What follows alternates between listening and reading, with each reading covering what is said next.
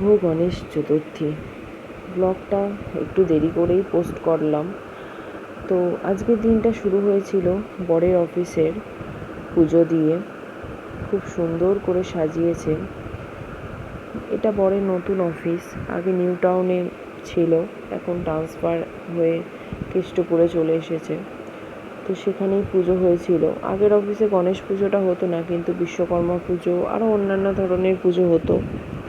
তো এবারে এই গণেশ পুজোটা দেখার সুযোগ হয়েছে। সবাই মিলে কাজকর্ম করছে, বিভিন্ন রকম পুজোর যা কাজকর্ম, খুবই ভালো লাগলো দেখতে। আর গণেশ ঠাকুরটাকে তো দেখতে অপূর্ব হয়েছে। যে কিনেছে তার পছন্দ আছে বলতে হবে। খুবই সুন্দর গণেশ ঠাকুরটা। পুজো শুরু হয়ে গেছে সকাল সকাল। সবাই দেখো কেমন লাগলো অবশ্যই জানিও। তো এখন আরতি চলছে, হোমযজ্ঞও হবে, সব কিছুই হবে। খুবই সুন্দর, খুবই ভালো লাগছে। আজকে যেহেতু গণেশ পুজো, তো আমাদের এখানেও অনেক জায়গায় গণেশ পুজো হচ্ছে, মেলা হচ্ছে।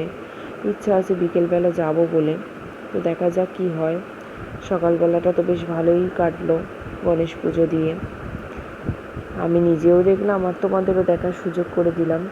কেমন লাগলো অবশ্যই কিন্তু কমেন্ট করে জানিও। তো দেখতেই পাচ্ছ এখানে হোম শুরু হয়ে গেছে, হোমের প্রস্তুতি চলছে।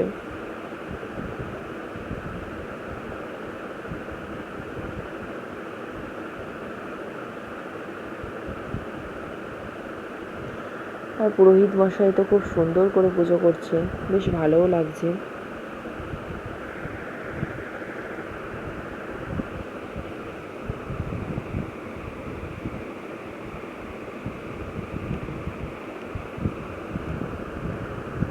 সব ছেলেরা মিলে সমস্ত রকম ফল কেটে পুজোর জোগাড় করে খুব সুন্দরভাবে আয়োজন করেছে, দেখেও ভালো লাগছে।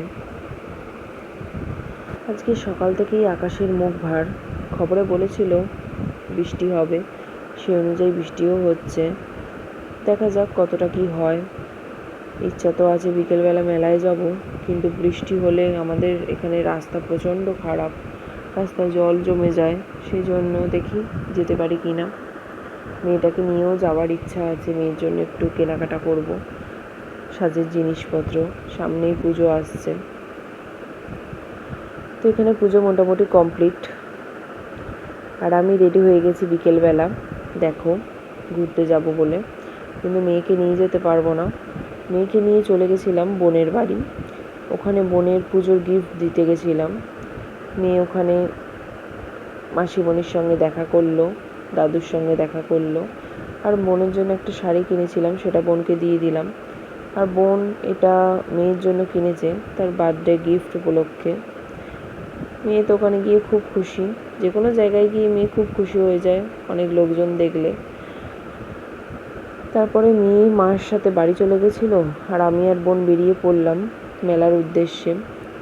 সামনেই একটা ঠাকুর উঠেছিল দাসপাড়ার মুখে। তোমরা যারা চিনবে চিনবে, যারা জায়গাটা চিনবে না দেখো ব্লগটায়। খুব সুন্দর ঠাকুরটা। বৃষ্টি পড়ছিল বলে মেয়েকে আর নিয়ে আসতে পারলাম না। তো আমরা এখন মেলায় চলে এসেছি, বিভিন্ন ধরনের খাবার স্টল বসেছে।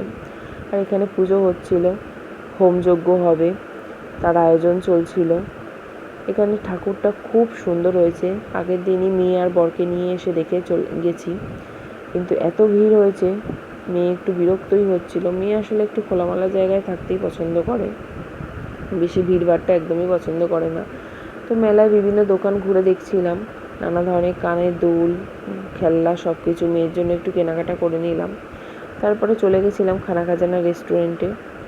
সেখানে আমি আর বোন একটু পেট পুজো সেরে নিলাম, অনেক দিন পর বেরিয়েছি তাই জন্য।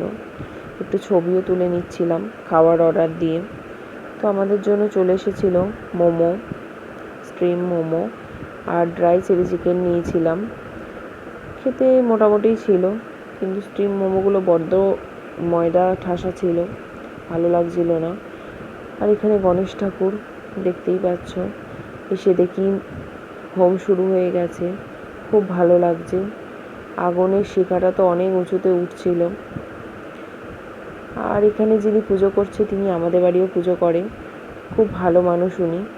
আর সেই সঙ্গে দেখা হয়ে গেছিলো আমার স্কুল ফ্রেন্ড, ছোটোবেলাকার বন্ধু, আমার অনেক খুব কাছের বন্ধু পূজা, ও আর ওর হাজব্যান্ড আর মেয়ের সাথে।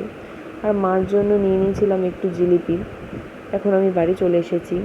ব্লগটি এ পর্যন্ত, টাটা, সবাই ভালো থাকো, কেমন হলো জানিও।